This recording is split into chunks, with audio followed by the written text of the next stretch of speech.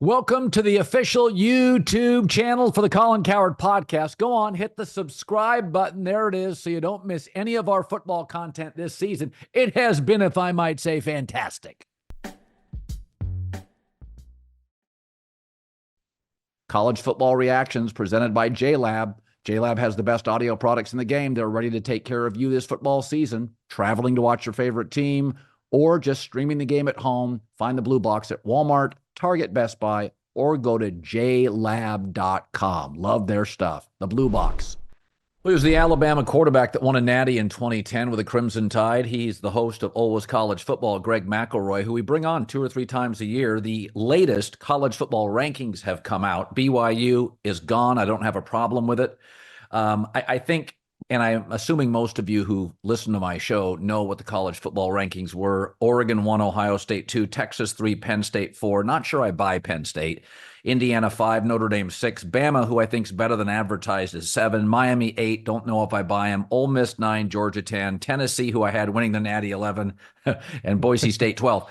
So let me just throw this out there. For years and years, I heard, Greg, Big Ten fans always say, why do we have to go south to play our bowl games? So what's interesting is Georgia would have to go to Penn State. It's Pick'em.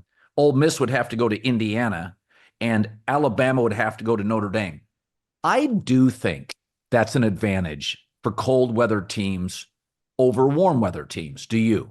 Absolutely. That's a huge deal, especially looking at what did Wisconsin just do this past week? And I know that right now it's not frigid temperatures in Madison, but they just got rid of their air raid style offensive coordinator because it's hard to throw and to be a pass happy offense in November in the Big Ten. Raise it by at least, 3 or 4 times the intensity in the playoff setting in December. I've lived in Cincinnati and New Jersey in my time in the NFL. The day I left Cincinnati, it was minus 32 degrees wind chill. And I thought to myself, I'm never coming back. If I have to retire, I will. I cannot play in this. We don't even have an indoor facility at the Bengals. I cannot do it anymore. So long story short, I think you go to Columbus, you go to Penn State, depending on the day, it could be a 3 to 5 point advantage in favor of the home team. Yeah, no, I agree with that. It's interesting.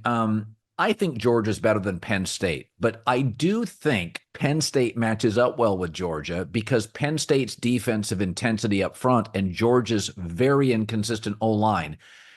If this game was in Georgia, I wouldn't be surprised if they won by 20.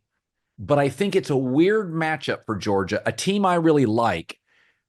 But you know this in the NFL.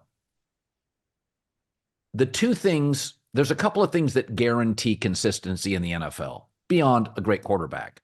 A good defense keeps you in every game, and a great O-line, even on games you don't play well, keeps you in games. Like the Detroit Lions.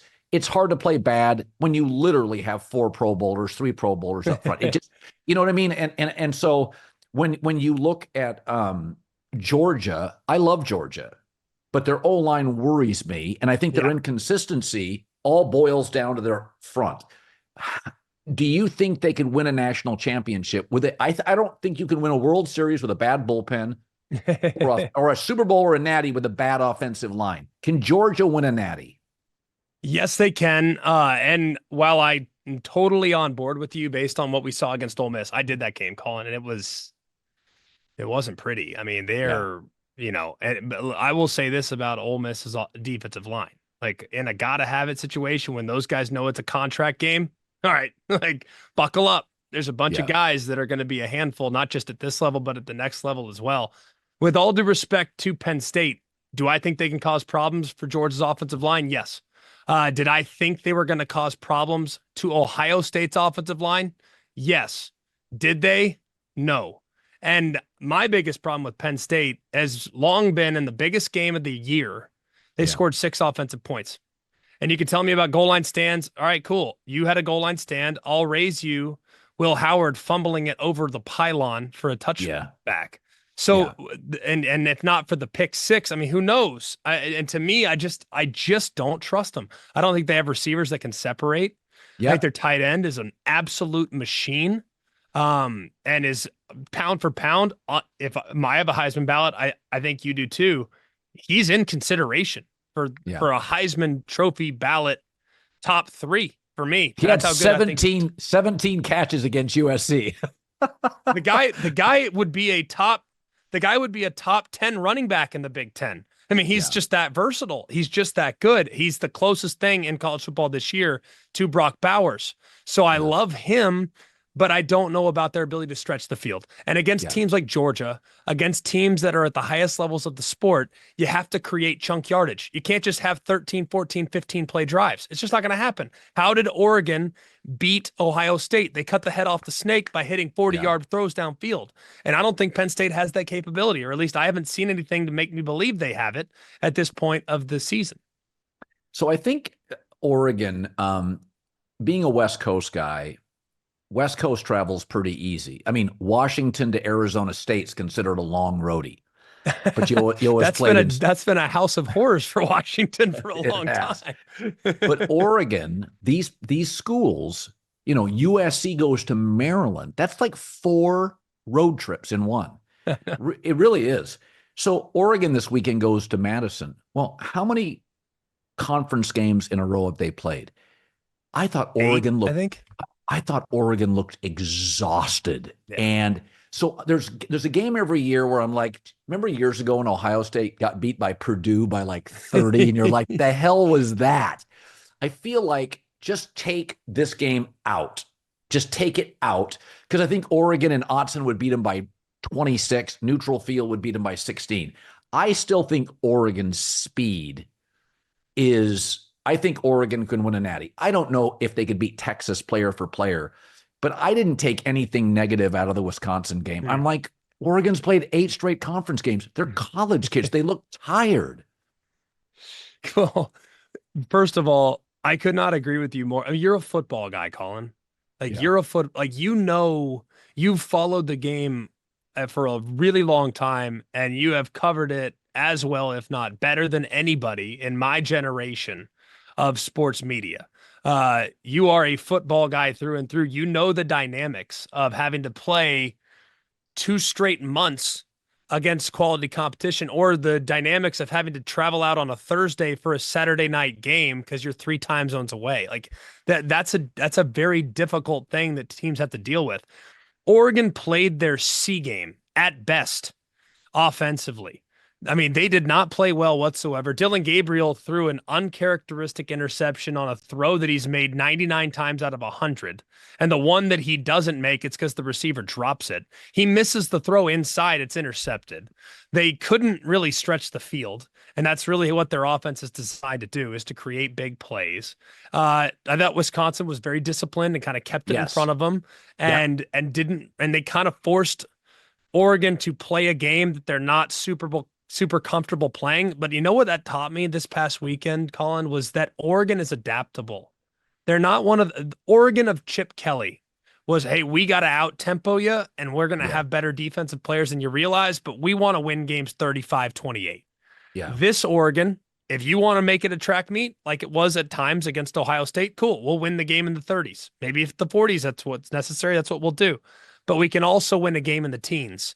And I think that this has shown the evolution of Dan Lanning and the evolution of the program, where if the offense doesn't have their best stuff, hey guys, guess what? On defense, let's raise the stakes a little bit, get a little more aggressive, and see if we can't dictate our terms and win the game with our side of the football. So I came away more impressed with Oregon, even in a lackluster performance offensively. The NFL season's rolling along. The contenders are separating from the pack. The one thing that hasn't changed this season is DraftKings Sportsbook, an official sportsbook partner of the NFL. Our friends at the Volume. It's the number one place to bet touchdowns. Fade to the corner of the end zone, running back breaks through the line, gallop 60 yards for a touchdown. They don't care how you get them. They want to bet on touchdowns, and you should at DraftKings, the best place to do it. If you're ready to place your first bet, make it simple. A player scoring a touchdown, just go to DraftKings Sportsbook app, takes 90 seconds, download it, make your pick. Here's a reason. New customers, do a touchdown dance of your own. Bet $5. That's it. And get $150 in bonus bets if your bet wins. Score big, DraftKings Sportsbook, Number one place to bet touchdowns. Download the DraftKings Sportsbook app and use the code Colin, Colin. Got to use the code Colin. Get $150 in bonus bets if your bet wins, betting just $5. Only on DraftKings. The crown is yours. So Greg McElroy, as many of you know, is a friend. He and Joel Clatter people I really like to talk college football with. They're so prepared, and they both played the quarterback position. Alabama's fascinating. First of all, Jalen Milroe, I don't know, and I do this for a living, I don't know what to make of him as a pro prospect. I really like him as a college quarterback. I think he throws a beautiful deep ball. He's got really just like a Russell Wilson deep ball touch. It's a beautiful ball, incredibly catchable. And I think Kalen DeBoer, I think we forget that Kalen DeBoer is a great coach and took over a great program, but you're instituting your own culture. And I think Nick was more of a little bit more of a screamer, a volume coach, like loud. That's not Kalen. He's more of a teacher and a mentor. So there's an adjustment for the players in Alabama. It's a new way. So they've had a couple of really bad halves. And I'm like, okay, but I don't care if you're taking it. If I'm taking over Nike, it's a great company. I'm trying to change the culture and institute my worldview. So I think Alabama now is actually underrated. I think by the end of this season, you're going to look at them and go, God, they're really good. They have an NFL first, second round quarterback. They have an excellent coach. So I'm defending Alabama. My take is they get cherry picked a little more than most teams because they lose Nick and they're going to lose some guys in the portal and people cherry pick them. Yeah. It's very hard to follow Nick. Kalen's learning as he goes. Alabama's not Washington. Okay. The culture's different. The demands are different. The intensity, the media, it's a relentless job. Washington's not. They got the Seahawks right down the road. If you lose, people forget very quickly.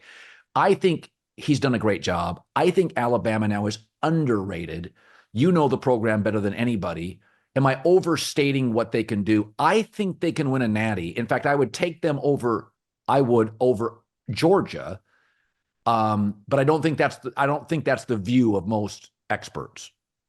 I think that they've been a bit of a punching bag this year. Understandably, because we chase false gods in sports. You know, like, do you realize that? I don't know. You cover the NBA. Did Michael Jordan ever miss a game-winning shot?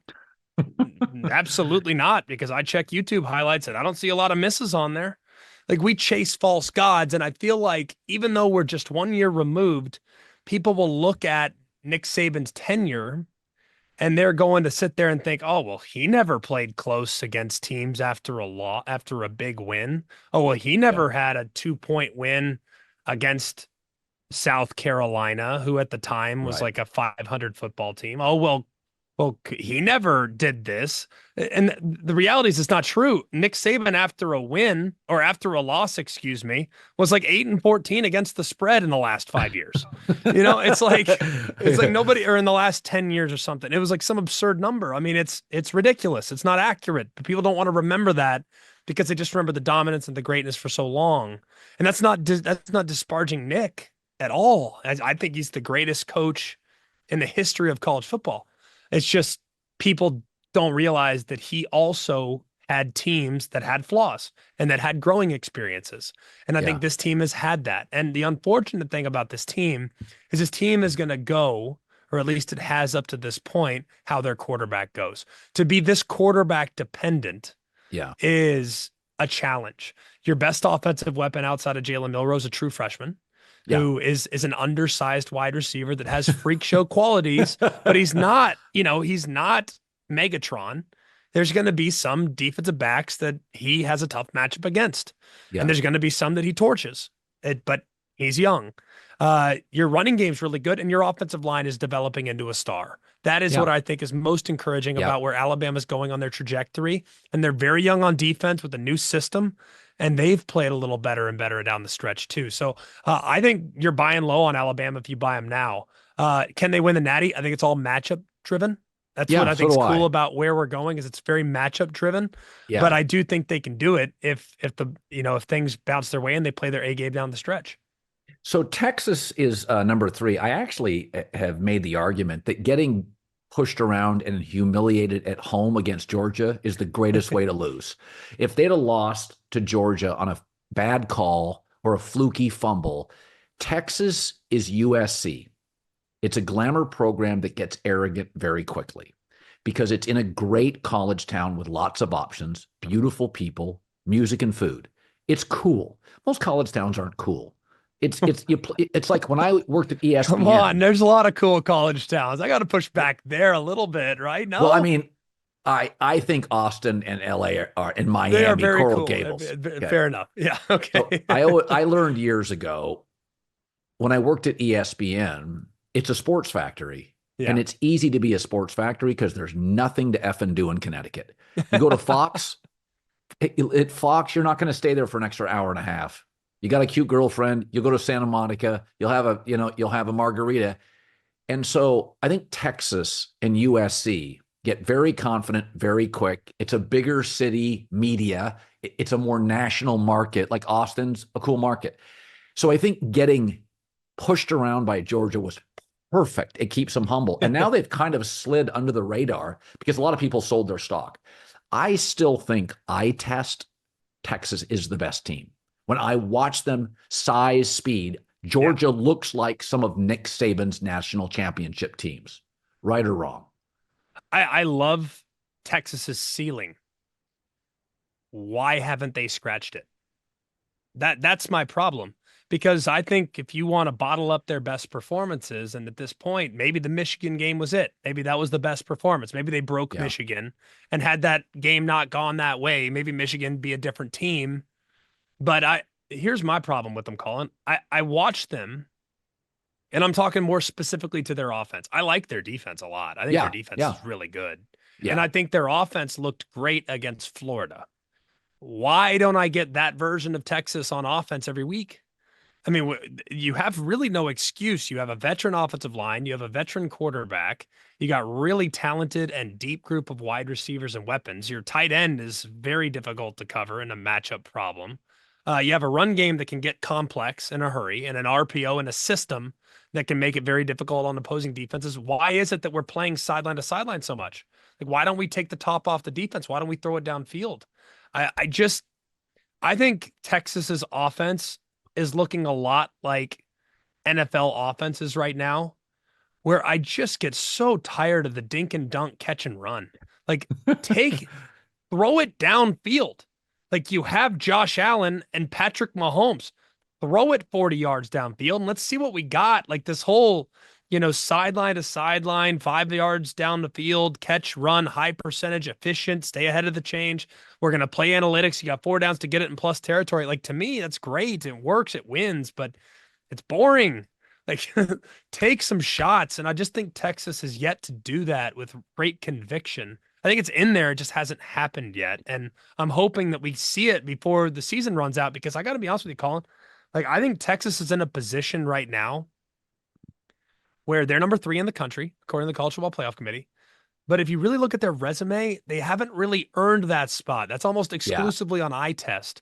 Yes. And if they were to win against Kentucky this week, which is expected, they're a 3-touchdown favorite, and then lose to A&M next week, their best win might very well be a 6-6 Vanderbilt team.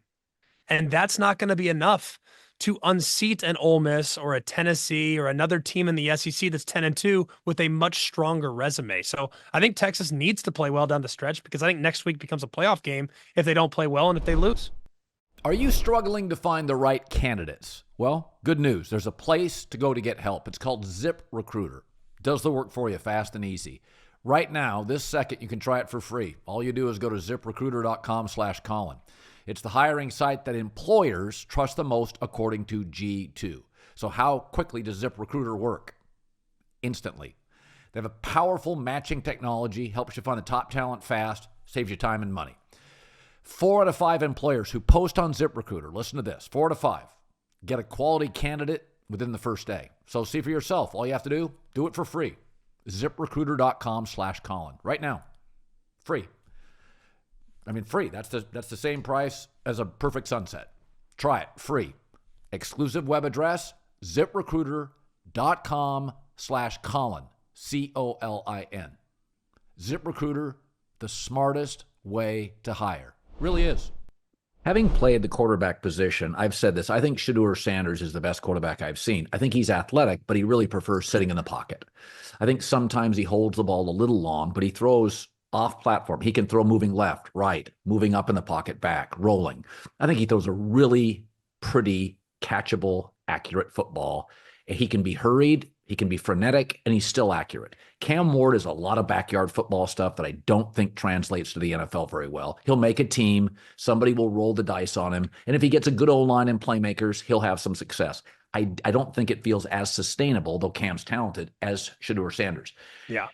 The Cowboys, the NFL. Michael Irvin told me today, Colorado football, we know this. I mean, it's the Republic. What do they call it? There's a joke conservatives call Boulder, the Republic of Boulder or something.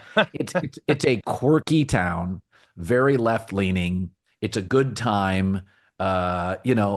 It's not a legitimate, well-heeled, strongly capitalized college football program. Deion has made it really fun and deserves all the credit. I think Deion would take the Cowboy job, and Shedeur Sanders, I think he's going to be a really good pro. When you watch Colorado, I would love to see them get in because I think they have arguably the two best college football players. What do you make of Colorado? I didn't buy them at all early in the season. Yeah. And now I watch them and I'm like, Warren Sapp's done a pretty good job. They're pretty stout up front. I kind of buy them because I just think if you have the best college quarterback, it's probably worth 2 touchdowns in college football. Probably. I think that Shedeur is probably the best pro prospect right now. I agree with you on the shot clock in the pocket and the pocket mobility stuff, and the awareness of the rush is something that I am concerned about. As it translates to the next level. I just, having been back there and been in an NFL pocket, like there are very few clean pockets. Now it's a lot cleaner now because of the RPO and some of the stuff that, you just can do a lot of different things. And one, you can't hit quarterbacks. So that's beneficial as well. But I look at Colorado right now and they have 33 sacks. That's made them different. They're in the top half of the country in rush defense, which is a huge difference from a year ago. They always had wideouts. The offensive line has been fine, but they really at the same time have they played a defense that's anywhere near the caliber of what they would see when they get in the college football playoff. And no. I think the answer to that is no. And I think they would struggle. Can you make it a perimeter game, make it a catch and run game and their weapons against your weapons, and let's see what happens. And Travis Hunter has 2 picks and locks down one side of the field and goes off for $160 in the air. Could that happen? Absolutely. But ultimately, I don't think it would end very well given the sheer quantity of NFL level defensive players that every playoff team at the top of the leagues will be able to trot out onto the field. So I would love it. I've been shamelessly rooting for them. One, because every former player thinks they could coach, just not many of us get that opportunity. So to see Deion make the most of this opportunity gives all of us hope that maybe we could do it too. That's one. And 2, I think it's just been cool to see that it doesn't have to be done a certain way. There is this expectation that this tried and true way, this is how you build a program. This is how you do it. And it's not necessarily always going to be the same. It depends on the place. It depends on the coach. It depends on the personality. And it's been refreshing to see somebody that's done it a little different. And that has not made a lot of friends along the way. Like he's kind of, gone anti-establishment and say, this is how we do it. And so be it if you don't like it. And that to me is refreshing. So I'm happy for him and I hope they win out. I'm not going to apologize in saying that. And I hope we see him in the playoff. So I made the argument the other day. I thought the win over Penn State had opportunities to win that game. And I'm not saying Penn State's not worthy of the playoff. But if Indiana beat Ohio State and Oregon beat Ohio State, in my opinion, the two best teams they've played, because if Indiana beats Ohio State, they're for real. Now, they're a 13-point underdog, probably won't. But I made the argument is if Ohio State lost to Oregon and Indiana, man, that doesn't, I mean, that you're certainly not getting a home game from me in the playoff. What do you make of Ohio State? I call them the whack-a-mole team. Every time I watch them, something else pops up that worries me. First, it was their defense, Oregon. Then it was their offense, Penn State. Or it was their offense against Nebraska. And then it was their quarterback play, Will Howard, against Penn State. And I'm like, something's off. There's just something. And by the way, I felt this for the last 2 to 3 years against Michigan. Yeah. Where Michigan had an absolute identity. Yes. Nick Saban's team's identity. What is Ohio State in your eyes? Beyond talented. There's only one place I go for tickets, and it's Game Time. They have a new feature called Game Time Picks. It makes getting tickets for your favorite live events even easier. Game Time Picks filters out the fluff to show you only incredible deals on great seats. You don't have to waste time searching through thousands of tickets. When I want to go to a basketball game, football game, concert, whatever, I just click on the event I want to attend, and Game Time gives me a seat preview and offers me the super deal so I get the best bang for my buck, always. Game Time also has the lowest price guarantee, or they will credit you 110% of the difference. How cool is that? Take the guesswork out of buying tickets with Game Time Picks. Download the Game Time app, create an account. The code is Colin. That's me, Colin. $20 off your first purchase if you do that. Terms apply. Again, create an account, redeem code Colin, Colin, for $20 off. Download Game Time today. What time is it? Game Time. I think they're a team that wants to be rugged, but they still have a bunch. You know what I mean? Like, they want to be rugged, but they still have a lot of sports cars. It's like, you know, they have a dirt road that you have to run in the Big Ten to win a championship, and they can't decide if they want to take their, you know, Ford F-150 or their GMC Sierra, or if they just want to say, forget it. Well, who cares if we blow an axle? Like, let's drive the Ferrari and see what happens. I think that there is a bit of an identity. Do they want to be a running team? Do they want to utilize quarterback run? Do they want to be a drop back passing team? Are they a team that wants to work off play action? Like, I think they can do all those things. I think they do everything well, but they don't do anything elite. And that to me is a little bit jaw dropping given their personnel. Like, I think they have a good defensive line. I don't think they have an elite defensive line. Like, I think they have good run stopping defensive ends, but I don't think they have defensive ends that scare me to death. And I can put my tackles on one-on-one against them in an obvious passing situation. I think they have really athletic linebackers. And I think those guys are actually an upgrade from what they've had in the past. But I also think they can sometimes over pursue. And Oregon hit them with some misdirection, some eye violation stuff.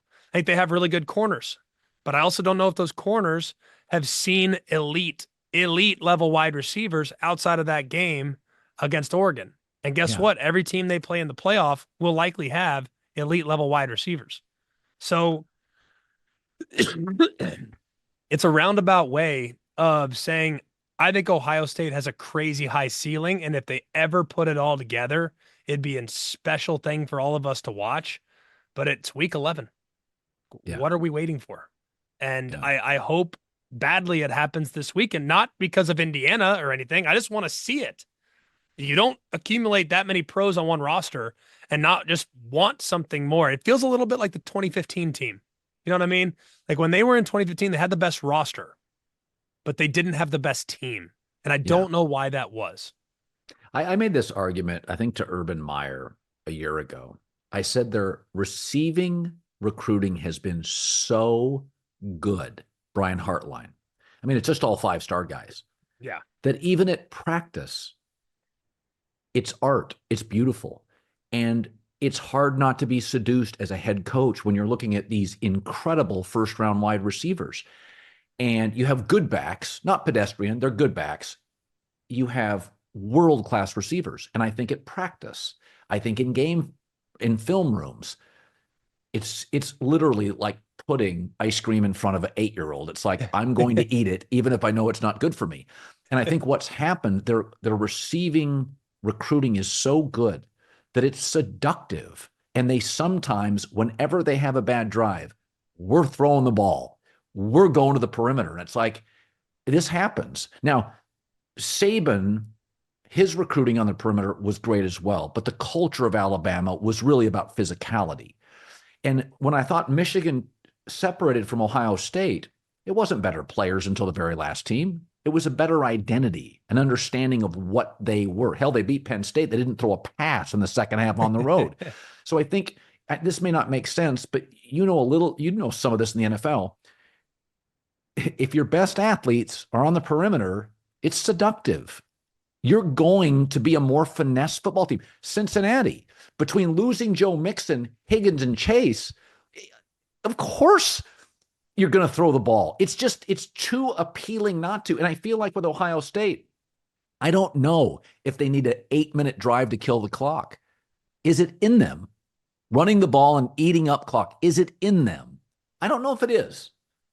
Yeah, I think that's perfectly fair. And they're also, sometimes when I watch Ohio State, and I felt like this a little bit like when I watched the Lincoln Riley-led Oklahoma teams, and this is not comparing Ryan Day to Lincoln Riley. This is not right. I just feel like they look at a 6-yard gain like it's a failure. You know what I mean? Like sometimes when I watch them, it's like, oh, handoff to Judkins up the middle, gain of 5, it's 2nd and 5. It's like guys are walking back to the, their heads are hung. It's like, that was a great play. Yeah. I mean, I just think there is such a pressure to not just perform at a high level, but to have a highly intoxicating offense that goes up and down the field. But also when you have an offense that can score 50, you're hanging your defense out to dry. So then if you want to lean into your offense, now everyone's going to call you soft because that's what people have been saying for the last 2 years. That's why you lost to Michigan, because you're quote soft. That's not true. You're not soft. It's just Michigan was the better team on that day. And Michigan last year had better personnel. They were stacked. It wasn't close. They were significantly more talented. And look at the draft. Reflects look at this year's draft. Yeah, there's still more Michigan guys. Exactly. So I just think that I think Ohio State needs to just stay the course, man. They're really talented. Don't try to be Michigan that has a good quarter. Don't try to be Michigan. Don't try to be Penn State. Just don't try to be 2015 Ohio State. Just be you. And the you that you are right now is plenty good enough to go win a national championship. But I think it's going to require improved offensive line play, which we've seen. It's been better the last few weeks. I think it's going to require slightly more aggressive defensive philosophy with pressures and being able to ramp things up a little bit. And I think it's going to require them being a little bit more willing to roll the dice on the perimeter with some of their coverages. Don't think you can play quarters all the time and beat high-level teams. I don't think you can play press man all the time and beat high-level teams. I just think it's going to be interesting to watch them. But I think there's plenty of talent in there. I think you're right. I think it comes down to identity and how they want to play into it. If you're ever injured, check out Morgan & Morgan. It's America's largest injury law firm, and they are there for you. Over 100 offices nationwide. Think about that. More than 1,000 lawyers with over $20 billion, that's a B, $20 billion recovered for over 500,000 clients. Things happen in life unexpectedly. Submitting an injury claim with Morgan & Morgan is really, really easy. Like winning in the NFL is hard. We know that quarterbacking in the NFL is hard. Submitting a claim is easy. You're ever injured? Check out Morgan & Morgan. Their fee is free unless they win. For more information, go to forthepeople.com/Colin or dial #law from your cell phone. Morgan & Morgan has a proven track record of fighting for you to get a full and fair compensation if there's an unexpected accident in your life. And I've had a few. Finally, Brian Kelly. So I do think it's harder to create cultures in the transfer portal NIL era. You're walking on eggshells. If a guy, if you have 3 receivers and one's not getting reps, you can't coach as hard as you used to. And I thought Brian was over the top with his sideline antics, but this college football, I've heard that more than once. He's not the only coach to ever do that. But with USC, there's limitations. Their offense is all kids. Outside of Woody Marks in the center, they're all coming back.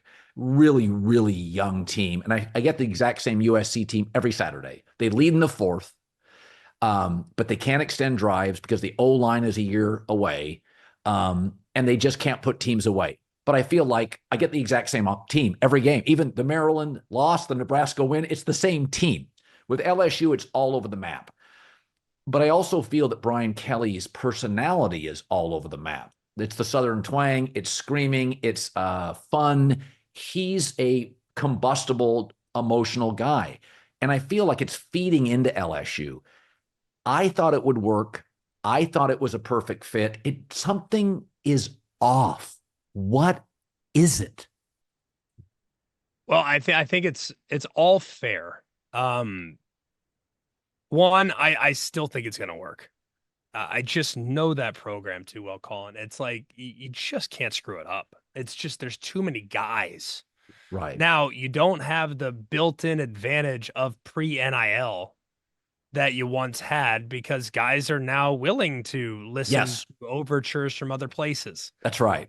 So there was a time where like every coach in the country was trying to get to Monroe, Louisiana, because they had the best offensive line and defensive line talent in the world. Like per capita, like you like look at the NFL guys from Monroe, Louisiana. I mean, it's just ridiculous. So they had a little bit of a stranglehold on that part of the country, and now that the lid is off. But what I would say about Brian Kelly is that they are relying on personnel on the defensive side that is just not good enough. Yeah. They're just not talented enough. And I think they have enough offensively. I think their quarterback's fantastic when he knows what color jersey they're wearing, which is not always a guarantee with Nussmeier. He will take some risks, and unnecessarily so. I don't think they've been committed enough to the run game. And I also don't think that they are a team right now that if their offense doesn't have their A game, that they can win. Like their defense struggles. And they have a good coordinator. They just don't have the personnel. Yeah. And when we think LSU personnel on defense, and the best, like very few from this year's group would be starting on some of the best LSU teams on that side of the ball.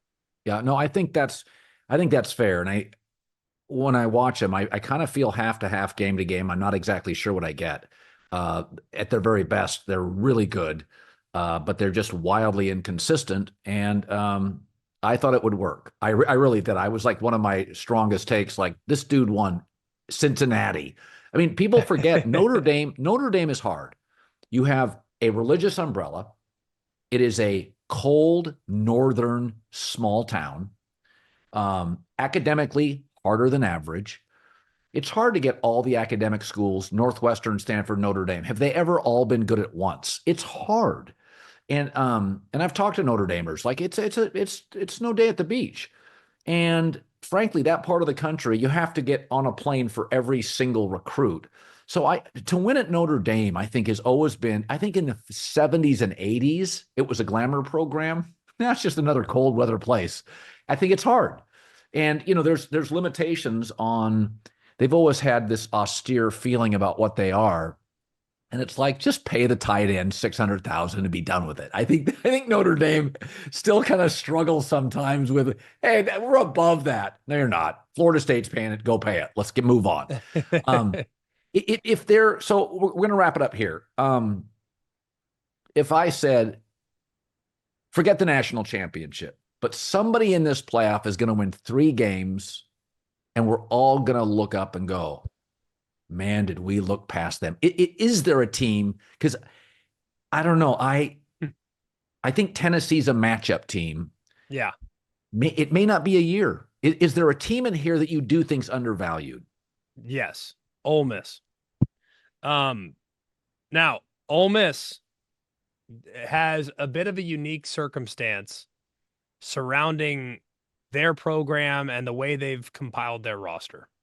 So I think in the regular season with Ole Miss, I think Lane would admit this, culture is something that is going to be a challenge. Yeah. Having guys that are just universally invested in the place because they've been there for 6 months. How do you develop any type of appeal for the community or for the university. Like, I'm here to play ball. I'm doing this. Like, I'm getting paid this. Like, this is what we do. So as a result, I thought that there would be games this year that would be close because guys weren't going to be all in on a week-to-week basis. That happened against Kentucky, and it also happened against LSU. They had no business losing either game. None. I mean, they completely they played their D game, and if they had 1 4th and 7 stop on the Kentucky 20-yard line on a deep ball down the left side, game over. Ole Miss wins. So, and they had Nussmeier wrapped up 3 different times on the game-winning drive or the game-tying drive that sent it to overtime against LSU. Like, they had no business losing either game.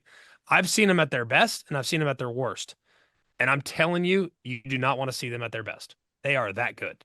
And they have weapons, and they have players, and they have defensive linemen that can take over the game at 3 different positions. And if you can do that at 3 different positions, you're cooking with gas. So if Sark meets Kiffin in the Natty, you're not shocked? I would not be shocked at all. It's as crazy. We keep talking about Indiana, and how is Indiana? Ole Miss, up until a couple years ago, had never in the history of the state of Mississippi as a team won 11 games. So we have seen, like, Indiana just won 10 for the first time. Ole Miss won 11 for the first time last year.